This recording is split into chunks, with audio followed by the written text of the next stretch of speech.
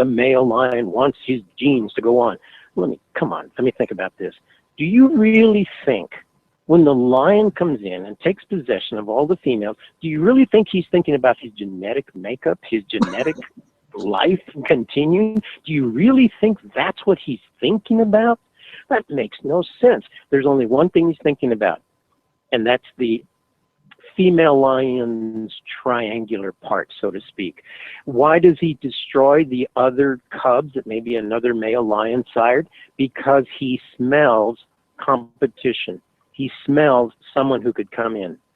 So you have men saying, oh, well, no, you see, what they're doing is they want their genetic line to continue. They're trying to ennobilize what in the animal world, with the males who take control of a pride or a herd, this is what they want. One thing. It has nothing to do with genetic lines or bloodlines or generations. They want one thing, okay? And I would argue that in general, throughout history, men have done the same thing. Just before the August conference, there was a release by ISIS. There was a gentleman who was speaking for ISIS, and he said that the Quran justified the assault and rape of women. The Quran justified the assault and rape of women. How really, do you really think that's the case?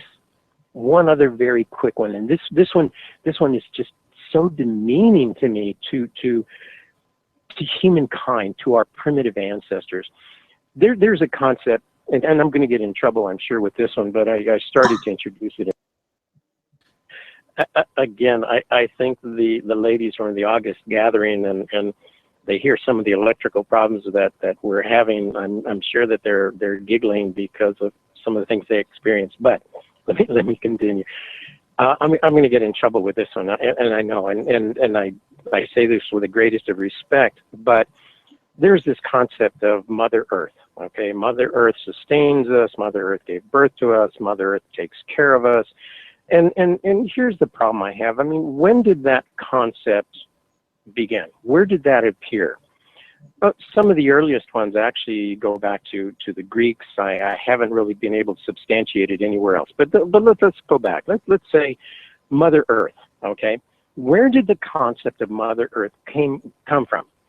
Did some primitive caveman somewhere, he's looking around, oh, this is where babies come from. They come from the earth. Oh, there's a cave over there. Let's sit and watch. Pretty soon, a bunch of babies are going to come out. Is that really what happened? No, these prehistoric men, and they didn't come from Mother Earth. What prehistoric man was wandering around and, oh, look, there's a hole right there. It's not a gopher hole. It's Mother Earth. Let's wait. Any second now, a baby's going to pop out.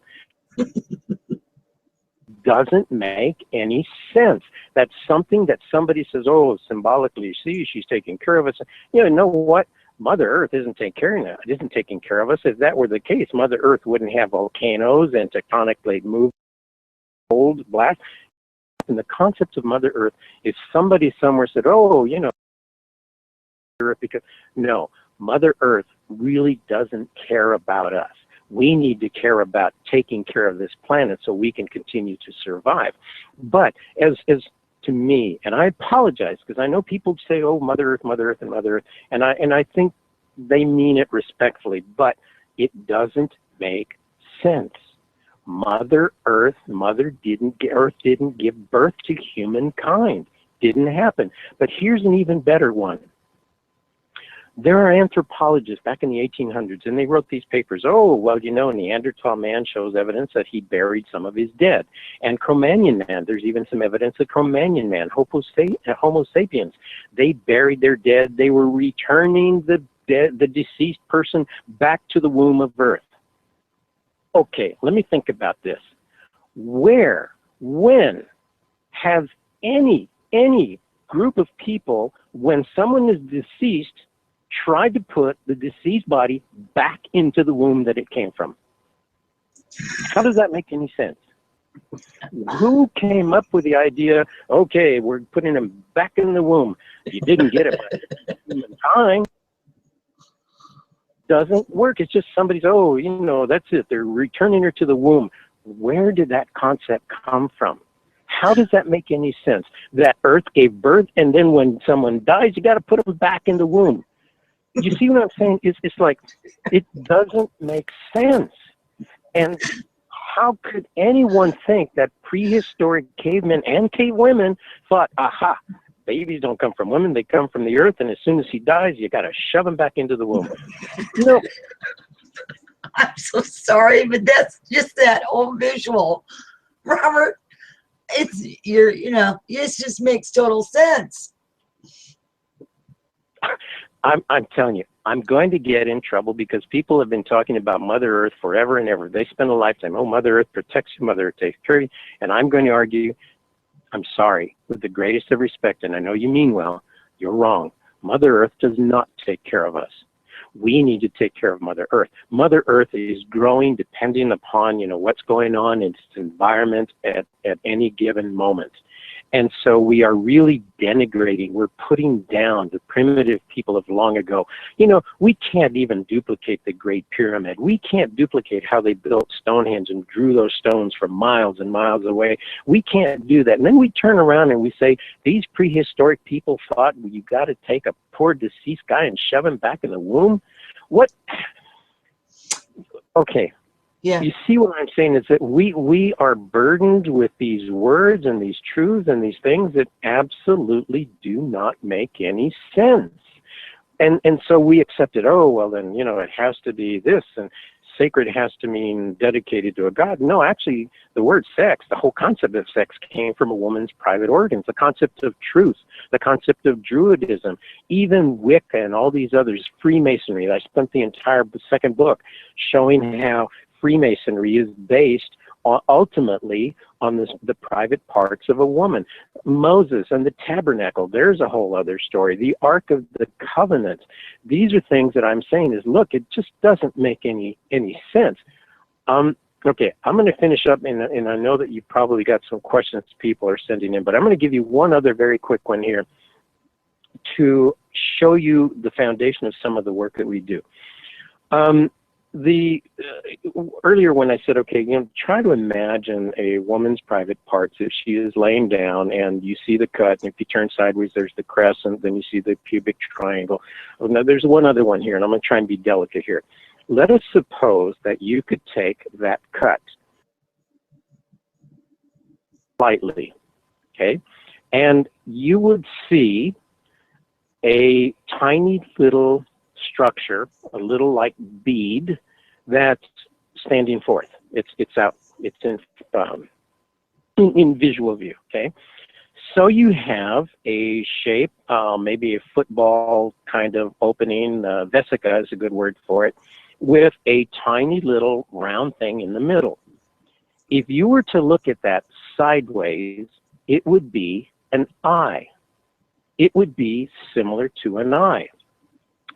And I have, in both books, I have shown that the sacred eye of God, the eye of Horus, the all-seeing eye of Freemasonry, the all-seeing eye of Moses, and the tabernacle and the Ark of the Covenant are all derived from a simple visual concept of a woman's private parts that have been opened slightly to show the clitoris. It is so prominent. The eye of God that's on, okay, you've got the eye of God, right? You can imagine the eye. Now, suppose that eye is inside the inverted triangle, the pubic triangle. If you turn that eye sideways, you know what you have? You have the eye of God in an inverted triangle. That is the divine eye of God for Freemasons, and it's on every single dollar bill in your purse and in your wallet. The symbol of the eye is based on the sexual organs of a woman. One other one, very quick, and then I'm just going to yield to whatever you want to talk about, questions or whatever. One other one. Suppose I said that when you look at the slightly opened vesica and you have that little round structure in the center, what if I said it was a symbolic clearing in a forest? The pubic hair is the forest. It's a clearing. And in the middle of the clearing is a tiny little hill. The word hill in Greek is klite. The root klite is the root for clitoris. The tiny hill. What God in the Bible was so upset about when you have these Israelites who still prayed and worshiped the goddess, and they would go to these clearings and they would build a structure on a hill. Then God said no, and you've got to burn them, destroy all this. The concept of the hill in a clearing is a simple, it's an overworked image of the private parts of a woman. The sacred eye of God is an overworked image of the private parts of a woman, and it gets even better. However, what I would say is in the first two books, I spend a lot of time on the symbolism, on the words, on the linguistics, and I am going to argue that man's most mysterious philosophies, religions, and disciplines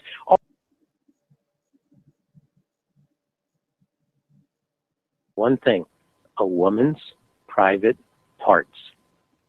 And so I am trying to unlock and show womankind, look, man throughout history has reduced you to one thing.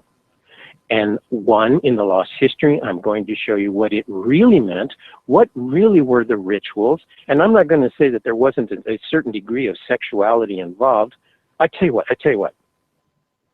One more quick one, and then I promise you I'm going to stop, okay? One more quick one. Never said this to anyone before, and let me share this one for you. Let me look up the numbers that I've got here. Okay. Okay. Okay. All right. Can you hear me okay? Because, Perfect. we may end up blowing a fuse, and JP is really going to get upset with me on this one here. Okay. Let's look at this delicately. But we're going to discuss this more in depth in February. If you can do it, Rebecca, you got to come out, because this one's going to be a mind blower. A woman has 8,000 nerve endings in a structure that is approximately, and on average, 1/5 of an inch in diameter. I think you know what I'm talking about, okay? That little hill. Yep. The average woman has 8,000 nerve endings in that little hill that's 1/5 of an inch in diameter.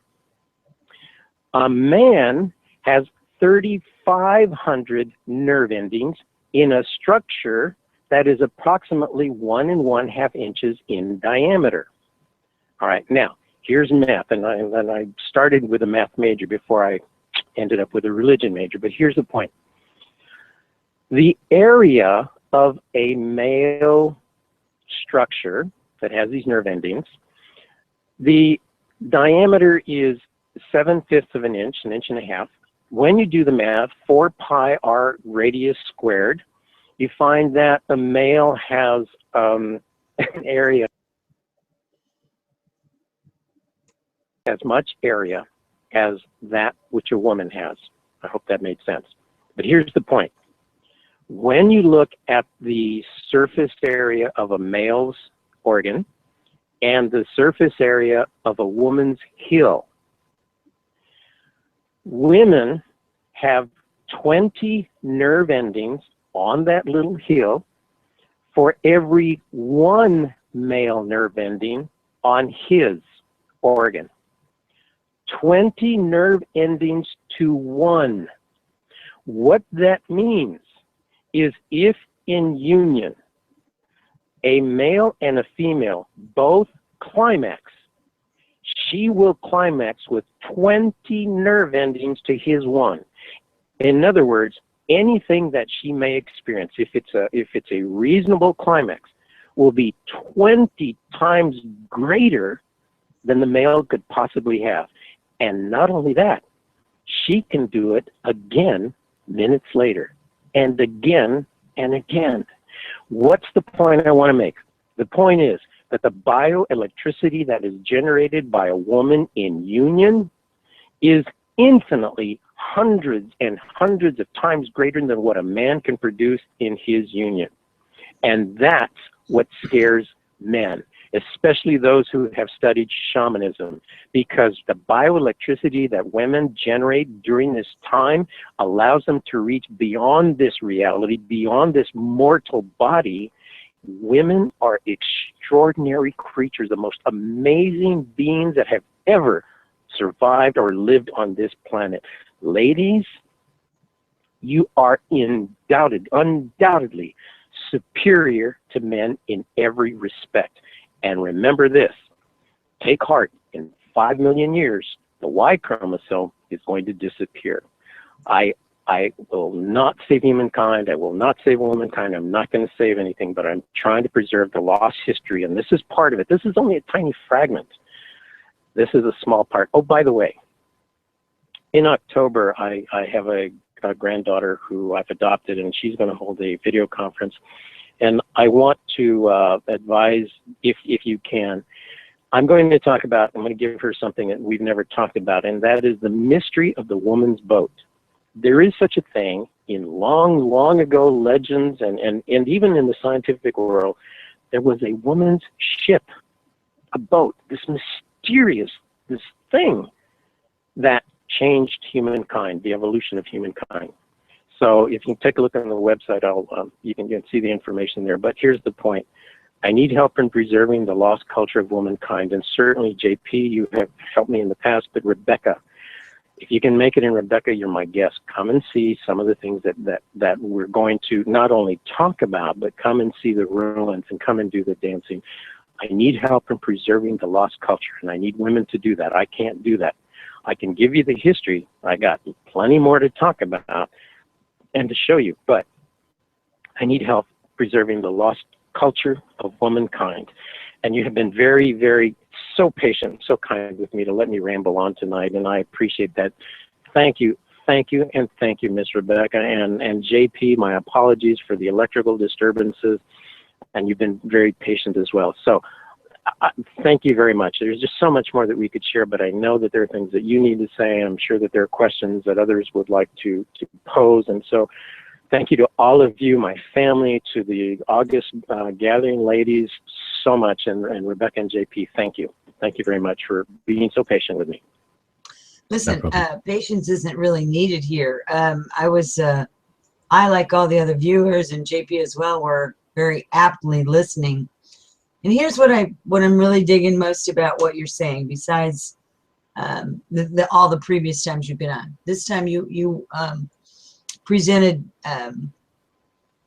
mathematical data, which is, when you put it into that perspective, when you bring things into that perspective, into its lowest denominational form, and it becomes very understandable, it's quite fantastic. And I appreciate all the education that you've had, first of all, that you can even figure these things out. And second of all, I appreciate you presenting them in such a way that you did tonight. And true that this particular show, and anytime that you're on, Robert, is controversial for many people because the concept is foreign to them. And it's like all the other lies that's been told to humanity through the eons of time, right? This is just one of the bigger ones about womankind. It's hard for many people to wrap their mind around. It's hard for them to grasp that there is that potential that what you're saying could be true, or that there's truth to even some of it. You know, I mean, you have to do the research on your own. And with that, I will tell people is that they really do need to go to your website, and that's robertmorningsky.com, and get the book, The Lost History of Womankind, The Birth of God, and the other ones that you have.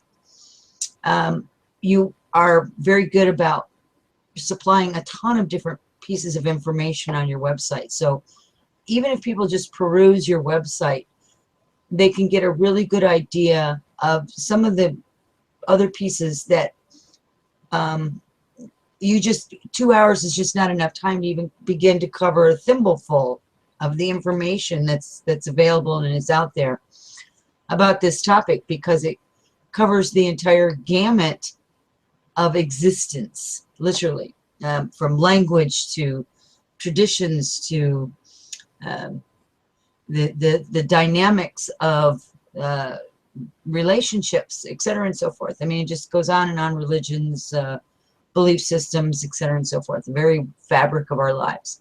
You also get into the star peoples. You talk about the star peoples and where some of your legends come from, and you're very good about that. These are from past shows, and again, I tell people is that I do believe they're still on my archives on my website. That's journeyswithrebecca.com.